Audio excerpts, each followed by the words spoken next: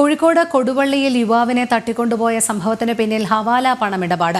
പ്രതികൾക്കായി തിരച്ചിൽ ഊർജിതമാക്കി കൊടുവള്ളി പോലീസ്. 3 പേർ പിടിയിലായെങ്കിലും മുഖ്യ പ്രതികൾ ഒളിവിലാണ്. അനഘ ഹർഷൻ ചേരുന്നു. അനഘ, തുടക്കം മുതലേ ഇതിലൊരു സാമ്പത്തിക ഇടപാടുണ്ട് എന്നുള്ളൊരു നിഗമനത്തിൽ പോലീസ് എത്തിച്ചേർന്നിരുന്നു.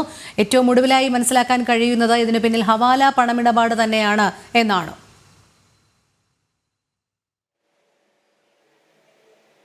തീർച്ചയായും രോഹിണി, ഈ കൊടുവള്ളിയിലെ യുവാവിനെ തട്ടിക്കൊണ്ടുപോയതുമായി ബന്ധപ്പെട്ട് ഏറ്റവും ഒടുവിൽ പുറത്തുവരുന്ന വാർത്ത ഹവാല ഇടപാടുമായി ബന്ധപ്പെട്ട തർക്കമാണ് ഈ കൊട്ടേഷൻ സംഘം ഇത്തരത്തിൽ തട്ടിക്കൊണ്ടുപോകലിലേക്ക് എത്തിയത് എന്നാണ്. ഈ യുവാവായിട്ടുള്ള അന്നൂസ് റോഷനെ തട്ടിക്കൊണ്ടുപോയി 5ാമത്തെ ദിവസമാണ് തിരിച്ച് പോലീസ് കണ്ടെത്തുന്നത്. നേരെ ഈ കൊട്ടേഷൻ സംഘം അനു റോഷനുമായി പോയത് മൈസൂരിലേക്കായിരുന്നു.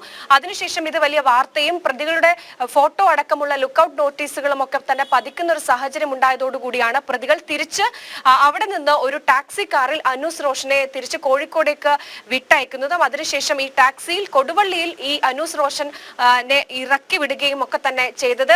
അതിനുശേഷമാണ് കൊടുവള്ളി പോലീസ് അനൂസ് റോഷനിലേക്ക് എത്തുന്നതും. പിന്നീട് ഇന്നലെ വിശദമായി ചോദ്യം ചെയ്തതിൽ അനൂസ് റോഷൻ പറഞ്ഞതനുസരിച്ചാണെങ്കിൽ കാറിൽ തനിക്ക് മറ്റു ഉപദ്രവങ്ങളൊന്നും ഉണ്ടായിരുന്നില്ല. പക്ഷെ തന്റെ ജ്യേഷ്ഠനുമായിട്ടുള്ള പണമിടപാടുമായി ബന്ധപ്പെട്ട കാര്യമാണ് ഈ തട്ടിക്കൊണ്ടുപോകലിലേക്ക് എത്തിയതെന്നാണ്. ഈ അനൂസ് റോഷന്റെ ജ്യേഷ്ഠൻ വിദേശത്ത് ഉണ്ടായിട്ടുള്ള പണമിടപാടുമായി ബന്ധപ്പെട്ട തർക്കമാണ് ഈ കൊട്ടേഷൻ തട്ടിക്കൊണ്ടുപോകലിലേക്ക് എത്തിയതെന്നാണ് അനൂസ് റോഷൻ പോലീസിന് നൽകിയിരിക്കുന്ന മൊഴി. മാത്രമല്ല, ഈ തട്ടിക്കൊണ്ടുപോയ ദിവസവും അതിന് പിറ്റേ ദിവസവും ഒക്കെ തന്നെ താൻ കാറിലാണ് ചിലവഴിച്ചത്. മറ്റു ഉപദ്രവങ്ങളൊന്നും ഉണ്ടായിരുന്നില്ല. പക്ഷെ അപ്പോഴും അവർ തന്റെ ജ്യേഷ്ഠനുമായി നടത്തിയിരിക്കുന്ന പണമിടപാടുമായി ബന്ധപ്പെട്ട തർക്കം ആ കാര്യങ്ങൾ പറഞ്ഞിരുന്നു എന്ന് മാത്രമാണ് അനൂസ് റോഷൻ ഇപ്പോൾ പോലീസിന് മൊഴി നൽകിയിരിക്കുന്നത്. മാത്രമല്ല, ഈ കേസുമായി ബന്ധപ്പെട്ട് ആദ്യം മുതൽ തന്നെ ഇത്തരത്തിൽ സാമ്പത്തികമായ തർക്കം, മറ്റൊന്ന് കൊടുവള്ളി കേന്ദ്രീകരിച്ച് നടക്കുന്ന ഈ കുഴൽപ്പണം, ഈ സ്വർണ്ണക്കടത്ത് സംഭവങ്ങളൊക്കെ തന്നെ ഈ തട്ടിക്കൊണ്ടുപോകലിന് പിന്നിലുണ്ടോ എന്ന് ആദ്യം മുതൽ തന്നെ കൊടുവള്ളി പോലീസ് അന്വേഷിച്ചിരുന്നു. അങ്ങനെയാണ് ഇപ്പോൾ ഏറ്റവും ഒടുവിൽ ഹവാല പണമിടപാടുമായി ബന്ധപ്പെട്ട തർക്കമാണ് ഈ തട്ടിക്കൊണ്ടുപോകലിലേക്ക് എത്തിയിരിക്കുന്നതെന്ന് കൊടുവള്ളി പോലീസ് നിഗമനത്തിലെത്തിയിരിക്കുന്നത്.